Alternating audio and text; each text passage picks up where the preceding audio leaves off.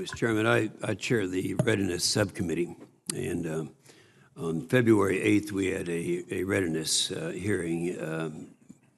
Admiral Moran was at that hearing, and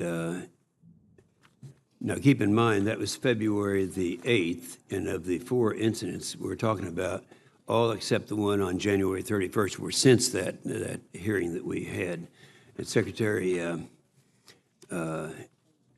Spencer at the readiness hearing. In fact, I look at your situation. You've now been in the job for what, 5 weeks, 6 weeks? I bet you wonder sometimes what you've gotten into, but it's a tough situation, and you're the kind of person that can try something new. And but at this hearing, Moran testified that the Navy could only meet about 40% of its demand from the regional combatant commanders. We've heard the reaffirmation of that, which has been going on for a long time. We also heard the Navy is the smallest it's been in 99 years, and went on to say, it's become clear to me that the Navy's overall readiness has reached its lowest level in many years. That is all due to the inconsistent and insufficient funding that does not match the demand for Navy forces due to global threat situations. So we hear over and over again that the Navy is taking on more and with less.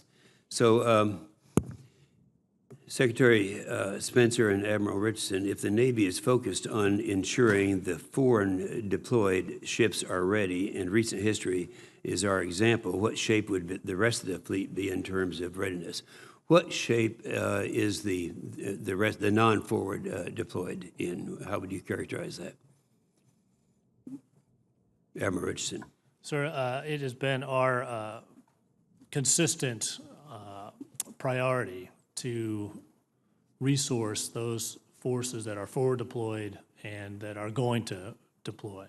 Mm-hmm. And that the surge forces, we call them, those forces that are here in the continental United States that may be the next to deploy, or they may be called to respond in a crisis to reinforce the forward deployed forces, those are the ones that remain less ready than we need them to respond in the way that they need to. This is where you do a lot of that basic training, right? And so the one thing that's unforgivable in these situations is time. You just cannot get back the time. Yeah. So the flying hours, you can't catch up, right? That time is gone. The steaming hours, all of those things that don't happen in basic training, it's very hard to recapture that just in terms of developing a level of experience and sophistication. Okay, you've called for a comprehensive review and an operational pause. When did the operational pause start? The operational pause started pretty much immediately after the collision of John S. McCain. Yeah, and I know that the comprehensive review is still underway. Can you talk about anything that perhaps during this pause any observations you've... Senator, thank you. I did direct that operational pause because at that point I needed to elevate this to a Navy-wide perspective so that both ashore and afloat, we took some time to stop, take a break, and review our fundamentals to ensure that we are operating safely and effectively, and to correct any areas that required immediate attention. And in addition to that pause, the 7th Fleet conducted a stand-down to address navigation and seamanship basics. Mm-hmm. As a result of that, we've made a number of corrections, immediate actions, if you will. First of all waivers for certifications. The certification process has been elevated now to the 4-star level at the Pacific Fleet Commander. We are reviewing every single ship by ship, to evaluate their material and operational readiness.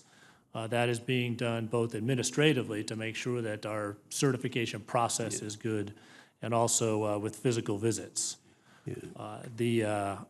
We've also commenced a readiness for sea inspection on all of those ships to inspect and assess watch standard proficiency in material readiness. So that pause has aided you in your comprehensive review. Yes, sir. I mean, I have a list that I could go on and on in terms of immediate actions, but we are not waiting for these longer-term comprehensive reviews to complete. We're taking an action now to ensure a margin of safety for. Well, thank you very much, Mr. Pendleton. You know, your candid and I think alarming assessment of the whole situation is not a surprise. And as you look over all the forewarned things, I think the chairman said in his opening statement, said we were warned, and I think we were. It does boil down to, I think it does anyway, to resources.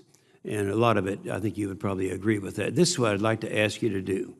I have 14 things in the defense authorization bill we just passed yesterday, and assuming that we're able to keep these things in there, recognizing we have a conference to go, we have appropriations and all that, I'd like to have you look at these 14 things, look at the problems that we're trying to address in this particular hearing, and give us your evaluation as to how any of these 14 things might resolve the problem in a long term and a short term. All right? We'll be happy to do that and provide it for the record. Thank you.